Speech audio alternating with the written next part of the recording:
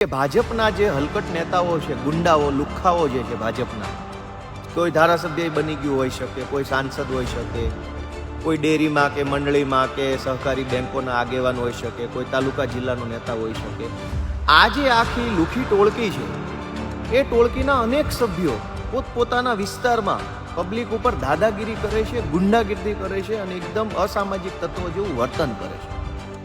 પોલીસની અંદર પણ કેટલાક અમુક એવા મેડલ વાંચુ અધિકારીઓ છે જેને ભાજપની દલાલી કરીને સારા પોસ્ટિંગ લેવા છે, એને ભાજપની દલાલી કરીને એવોર્ડો જોતા છે અને મોટો સિંઘમ થઈને રીલોની અંદર છવાઈ જવાની ઈચ્છા ધરાવતા કેટલાક દલાલો છે જે યુનિફોર્મમાં છે પણ છે ભાજપના દલાલો. તો આ દલાલો પોતાની રીતે પણ વધારે પડતા દોઢદાયા થઈ અને પબ્લિકને ક્યાંક ત્રાસ આપે છે, હેરાન કરે છે.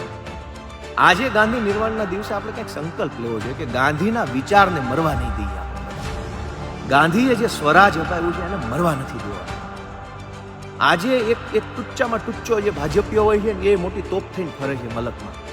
કોઈને હલવા ન દે, બોલવા ન દે, ડરાવા ધમકાવા સિવાય કઈ વાત નહીં. સહકારી બેંકો લઈ લો, તાલુકા પંચાયત, જિલ્લા પંચાયત, ગ્રામ પંચાયત, નગરપાલિકા, પાણી પુરવઠા, જીબી વિભાગ, બસ વિભાગ, સરકારી દવાખાના, જ્યાં જાઓ ને ભાજપના હલકટ ગુંડાઓએ કબજો કરેલો અને પબ્લિકને રીતસરના ધમકાવાના, ડરાવાના, ગુંડાગીરી, નાગાઈ કરવા સિવાય. અને આ નાગાઈની અંદર પાર્ટનર બને છે કેટલાક પોલીસવાળા. કેટલાક લોકોએ મજબૂરીમાં કરવું પડે છે, કેટલાક અધિકારીઓ, અને કેટલાક અધિકારીઓને મેડલ લેવા છે. હમણાં છેલ્લા થોડાક સમયથી ગુજરાતમાં 2 ઘટનાઓ સતત બની રહી છે. એક ઘટના એવી કે ભાજપના જે હલકટ નેતાઓ છે, ગુંડાઓ, લુખ્ખાઓ જે છે ભાજપના, કોઈ ધારાસભ્ય બની ગયું હોઈ શકે, કોઈ સાંસદ હોઈ શકે, કોઈ ડેરીમાં કે મંડળીમાં કે સહકારી બેંકોના આગેવાન હોઈ શકે, કોઈ તાલુકા જિલ્લાનો નેતા હોઈ શકે. આ જે આખી લુખી ટોળકી છે, એ ટોળકીના અનેક સભ્યો પોતપોતાના વિસ્તારમાં પબ્લિક ઉપર દાદાગીરી કરે છે, ગુંડાગીરી કરે છે અને એકદમ અસામાજિક તત્વો જેવું વર્તન કરે છે. તો પહેલી ઘટના એ બને છે કે આ જે ભાજપના હલકટો છે, બધા ગુંડાઓ છે ભાજપના, તોડબાજો, માફિયાઓ, બુટલેગરો, અનાજ માફિયા, ખનીજ માફિયા, રેશન માફિયા, શિક્ષણ માફિયા, ટેન્ડર માફિયા, આ માફિયાઓ પોતપોતાના વિસ્તારમાં જ્યારે કોઈ માણસ અવાજ ઉઠાવે, બોલે, પ્રશ્ન કરે, રજૂઆત કરે તો પોલીસને હાથો બનાવે છે. પોલીસમાં ખોટી અરજીઓ આપી દે, ખોટી ફરિયાદો આપી દે અથવા પોલીસને ફોન કરી દે કે ભાઈ ફલાણા ભાઈને જરાક જોઈ લેજો. તો પહેલી ઘટના કે ભાજપના ગુંડાઓ, ભાજપના હલકટિયાઓ પોલીસને હાથો બનાવી અને આખા ગુજરાતમાં જનતાને ડરાવવાનું કામ કરી રહ્યા છે. અને બીજી ઘટના, પોલીસની અંદર પણ કેટલાક અમુક એવા મેડલ વાંચુ અધિકારીઓ છે જેને ભાજપની દલાલી કરીને સારા પોસ્ટિંગ લેવા છે, એને ભાજપની દલાલી કરીને એવોર્ડો જોતા છે અને મોટો સિંઘમ થઈને રીલોની અંદર છવાઈ જવાની ઈચ્છા ધરાવતા કેટલાક દલાલો છે જે યુનિફોર્મમાં છે પણ છે ભાજપના દલાલો. તો આ દલાલો પોતાની રીતે પણ વધારે પડતા દોઢદાયા થઈ અને પબ્લિકને ક્યાંક ત્રાસ આપે છે, હેરાન કરે છે. ગામડાઓમાં કોઈ બેચારો માણસ રિક્ષા ચલાવતો એને હેરાન કરે, કોઈ માણસ પાનનો ગલ્લો ચલાવતો એને હેરાન કરે. ગામની અંદર કોઈ જાગૃત નાગરિક ગ્રામ પંચાયતમાં આરટીઆઈ કરે તો એમાં પોલીસનો ઉપયોગ થાય છે. ગામમાં કોઈ માણસ સસ્તા અનાજની દુકાનના ભ્રષ્ટાચાર સામે અવાજ ઉઠાવે તો પોલીસ આવી જાય છે. ગામની આંગણવાડીની અંદર ગોબાચારી થતી હોય, કોઈ વ્યક્તિ બોલે તો એમાં પોલીસ આવી જાય છે. ગામની અંદર સરકારી શાળામાં કંઈ આમ તેમ થતું હોય, મધ્યાહન ભોજનની અંદર, એમાં કોઈ અવાજ ઉઠાવે તો પોલીસ આવી જાય છે. ગામની ડેરી બાબતે કોઈ અરજી કરે તો પોલીસ આવી જાય છે. ગામમાં રોડ બનતા હોય, નાળું બનતું હોય, ગટર બનતી હોય, એને લઈને કોઈ અવાજ ઉઠાવે તો પોલીસ આવી જાય છે. ગામમાં કોઈ વર્ષોથી રોડ ન બનતો હોય, લોકો માંગણી મૂકતા હોય, એની કોઈ અવાજ ઉઠાવે તો પોલીસ આવી જાય છે. સરકારી બસોની માંગણી મૂકીએ તો પોલીસ આવી જાય છે. મતલબ કે પબ્લિકમાંથી કોઈ પણ પ્રકારનો અવાજ ઉઠાવવામાં આવે, કોઈ રજૂઆત કરવામાં આવે સરકારને કે ભાજપના માણસોને, તો દરેક ભાજપના માણસની અંદર રાવણ કરતાં પણ વધુ હવા ભરાઈ ગઈ છે. એને એમ છે કે રાવણ તો ખાલી સિમ્પલ રાક્ષસ હતો, આ ભાજપવાળા તો મહારાક્ષસો છે. એટલે કોઈ માણસ અરજી કરે, ફરિયાદ કરે, અવાજ ઉઠાવે, ફેસબુક પર પોસ્ટ મૂકે, કંઈક બોલે, જાહેર સભામાં અવાજ ઉઠાવે, વોટ્સએપમાં કોઈ મેસેજ કરે એટલે ભાજપના ગુંડાઓ, લુખ્ખાઓ, હલકટિયાઓની ટોળકી એના ઉપર તૂટી પડે છે. એમાં પોલીસને હાથો બનાવે છે. અને ઘણી જગ્યાએ પોલીસની અંદર રહેલા ભાજપના દલાલો છે એને શોખ હોય છે કે ચલો સાહેબે કામ સોંપ્યું છે, હું કરી દઈશ તો મને સાહેબ બધું બહુ મોટા એવોર્ડ આપશે. આ ઘટનાની સામે લડવા માટે લોકોએ જાગૃત થવું પડશે, લોકોએ પોતાની જાતને જગાડવી પડશે, આત્મા જગાડવો પડશે.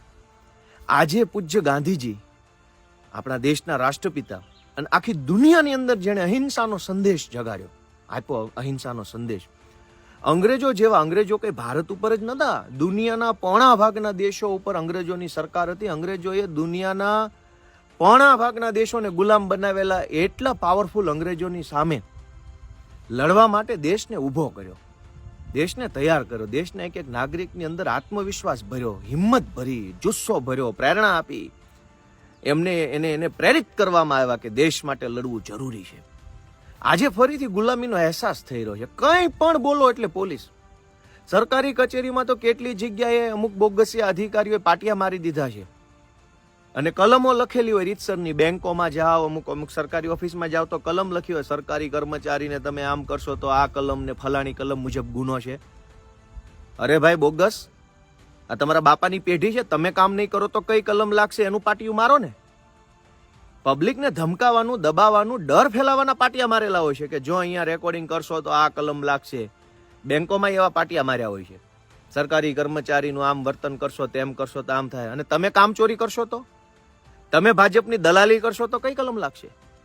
તમે ભાજપના એજન્ટ બનીને કામ કરશો તો કઈ કલમ લાગશે? એના પાટિયા કેમ નથી માર્યા?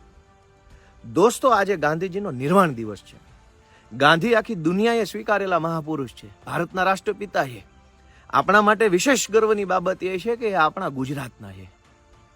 આજે ગાંધી નિર્વાણના દિવસે આપણે કંઈક સંકલ્પ લેવો જોઈએ કે ગાંધીના વિચારને મરવા નહીં દઈએ. આપણે બધા ગાંધીએ જે સ્વરાજ અપાવ્યું છે એને મરવા નથી દેવાનું. આજે એક ટુચ્ચામાં ટુચ્ચો જે ભાજપીઓ હોય છે ને એ મોટી તોપ થઈને ફરે છે મલકમાં. કોઈને હલવા ન દે, બોલવા ન દે, ડરાવા ધમકાવા સિવાય કંઈ વાત નહીં. સહકારી બેંકો લઈ લો, તાલુકા પંચાયત, જિલ્લા પંચાયત, ગ્રામ પંચાયત, નગરપાલિકા, પાણી પુરવઠા, જીબી વિભાગ, બસ વિભાગ, સરકારી દવાખાના, જ્યાં જાઓ ત્યાં ભાજપના હલકટ ગુંડાઓએ કબજો કરેલો છે. અને પબ્લિકને રીતસરના ધમકાવાના, ડરાવાના, ગુંડાગીર્દી, નાગાઈ કરવા સિવાય કોઈ ધંધો નથી. અને આ નાગાઈની અંદર પાર્ટનર બને છે કેટલાક પોલીસવાળા. કેટલાક લોકોએ મજબૂરીમાં કરવું પડે છે, કેટલાક અધિકારીઓ, અને કેટલાક અધિકારીઓને મેડલ લેવા છે. આ ઘટનામાંથી આગળ આવવા માટે મને એક વિચાર આવે છે કે મારા કેટલાક નિવૃત્ત ન્યાયાધીશો સેશન્સ કોર્ટના છે, હાઈકોર્ટના પણ છે, ટ્રાયલ કોર્ટના, તાલુકા અદાલતના પણ કેટલાક જજો મારા સંપર્કમાં છે, મિત્રો છે, સારા માણસો છે, કેટલાક સિનિયર વકીલશ્રીઓ પણ કોન્ટેક્ટમાં છે. હું એવું ઈચ્છું છું કે સૌરાષ્ટ્રની અંદર કોઈ જગ્યાએ આપણે એક કાયદાનો ફૂલ ડે સેમિનાર રાખવો જોઈએ, સવારના 10થી લઈને સાંજના 6 વાગ્યા સુધી સળંગ.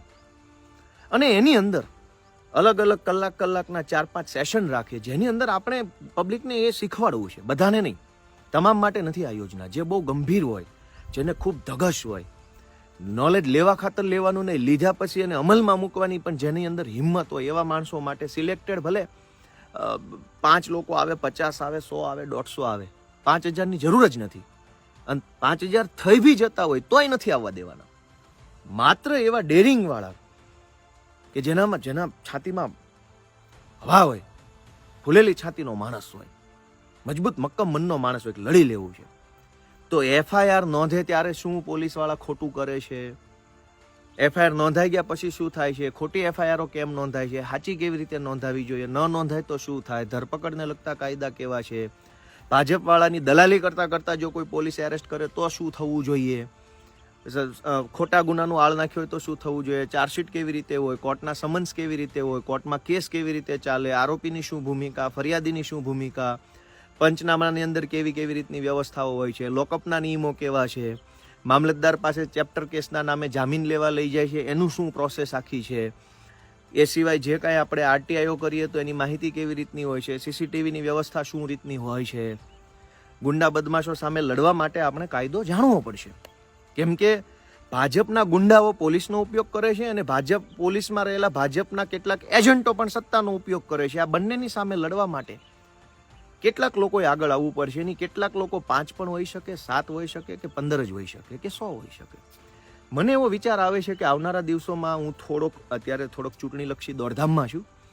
થોડોક જ્યારે હું ફ્રી પડીશ ત્યારે સૌરાષ્ટ્ર સાઈડ કોઈ પણ જગ્યાએ, કેમ કે સૌરાષ્ટ્રમાં અત્યાચારની ખૂબ ઘટના બને છે, પોલીસ અત્યાચાર, વ્યાજ માફિયાઓ વિરુદ્ધ અરજી આપવા જાઓ તો પોલીસ વ્યાજ માફિયાઓને જાણ કરી દે, બુટલેગરો વિરુદ્ધ ફરિયાદ કરો તો પોલીસ બુટલેગરોને કહી દે. ટૂંકમાં એવો માહોલ બન્યો છે કે જે પોલીસ પ્રજાને સલામતીનો અહેસાસ કરાવવા માટે છે કે ભાઈ જમાદાર ઊભા છે, હાશ હવે વાંધો નહીં, એના બદલે જમાદાર ઊભા છે એ વાતનો ડર લાગે છે. એવી વ્યવસ્થા ગુજરાતમાં ભાજપના હલકાઓએ કરેલી છે, ગુંડાઓ છે ભાજપના. અને જ્યારે હું એના આવા શબ્દોથી એને બહુમાન કરું છું ત્યારે એના પેટમાં નકલી તેલ રેડાય છે, બળે છે એમને. તમારા ધંધા જ હલકા છે, અમારા તો શબ્દો ખરાબ છે, તમારા કર્મો ખરાબ છે. તમે જે કરો છો ભાજપ વાળાઓ એ તમારા કર્મો એટલા હલકા છે કે અમારા તો શબ્દો શું હોય હલકા, એનાથી હલકા તો પાપ કર્યા છે ભાજપ વાળાએ. તો મારી ગણતરી એવી છે કે પોલીસનો જે હાથો બનાવે છે અથવા પોલીસ પણ દોડડાયા થઈને કેટલાક અધિકારીઓ ભાજપના દલ્લાઓ બને છે, એની સામે લડવા માટે કાયદાકીય જાગૃતિ લાવવા માટે એક કાર્યક્રમ કરવો છે મારે. આ કાર્યક્રમ પ્રાઇવેટ કાર્યક્રમ તરીકે કરવાની ગણતરી છે મારી.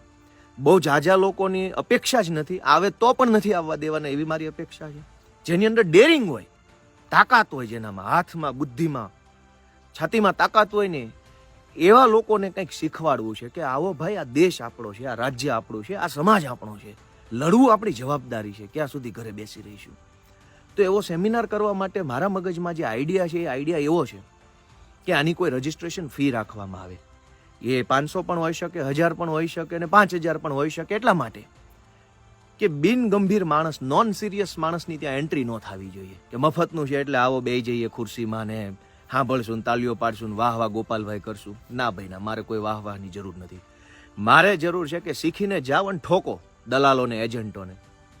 તમે શીખો કાયદો, નોલેજ છોકો, કોર્ટ કચેરી પોલીસ સ્ટેશનમાં જઈને તાકાતથી અવાજ ઉઠાવો. એવા માણસની જરૂર છે. અને એટલે એક રજિસ્ટ્રેશન ફી પણ રાખવી છે. કેટલુંક સાહિત્ય આપવું છે કે ભાઈ અમુક બેસિક કાયદા, નીતિ, નિયમો કેવી રીતે કામ કરે છે, કલમો કેવી રીતે કામ કરે, કાયદાઓ કેવી રીતે કામ કરે, અલગ અલગ કાયદાઓને કેવી રીતે સમજવા જોઈએ. જેમ કે BNSS છે, BNS છે, BSA છે, એટ્રોસિટી એક્ટ છે, ગેમ્બલિંગ એક્ટ છે, પોલીસ એક્ટ છે. આ વારે ઘડીએ જાહેરનામું આવી જાય છે, 4 જણે ભેગું નહીં થવાનું. તો આ બધા અલગ અલગ કાયદાઓ કેવી રીતે કામ કરે છે, કઈ સત્તા કોની પાસે છે, એ સત્તા કેવી રીતે વાપરવી, એની અંદર શું ફેરફારો હોય, તમામ પ્રકારના નોલેજને લગતું થોડુંક મટીરિયલ બનાવવું છે. ચોપડા ટાઈપનું, એ 10 પાનાનું હોઈ શકે, 20નું હોઈ શકે અને 4 પાનાનું હોઈ શકે, કે જેમાં એક પ્રાથમિક સમજણ માહિતી હોય કાયદાને લગતી. એ મટીરિયલ બનાવવું છે. એ જ્યાં તે એટેન્ડ કરે છે સેમિનારને, એ લોકોને આપવું છે. આની પાછળ કાંઈ હીરો બની જવાનું કે કાંઈ છવાઈ જવાનું ને કાંઈ બહુ મોટી તોપ બની જવાનું એવું કાંઈ નથી. આની પાછળનો ઉદ્દેશ એવો છે કે હોલમાંથી જે એક વખત બહાર નીકળે ને પછી ગુજરાતમાં ભાજપનો માયનો લાલ છે ને તું ન કહી શકે ને એવો પાવરફુલ માણસ રૂમની બહાર નીકળવો જોઈએ. એ ઉદ્દેશ છે. પૈસા તો સમાજ મહાન છે, પૈસાની કોઈ મતલબ નથી. Knowledge is power. Baba Saheb આંબેડકરે તે શિક્ષિત બનો, સંગઠિત બનો ને સંઘર્ષ કરો એમ કીધું. એમાં પહેલું વાક્ય છે શિક્ષિત બનો. શિક્ષિત બનવું મતલબ ડિગ્રી લેવી નહીં, જ્ઞાન ઉપાર્જિત કરો, નોલેજ મેળવો.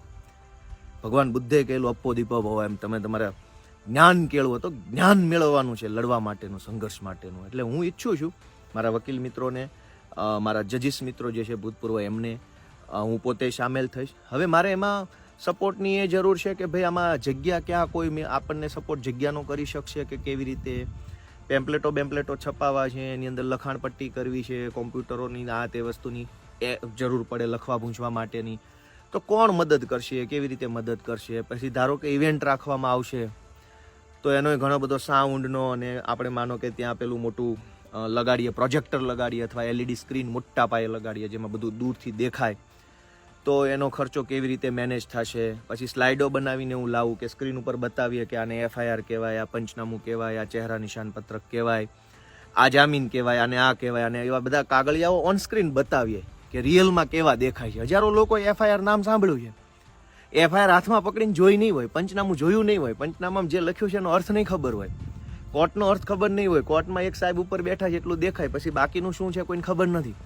અનેક વસ્તુઓ જે ભાજપના ગુંડાઓ સામે, લુખ્ખા તત્વો ભાજપના સામે લડવા માટે જરૂરી છે, આપવી છે.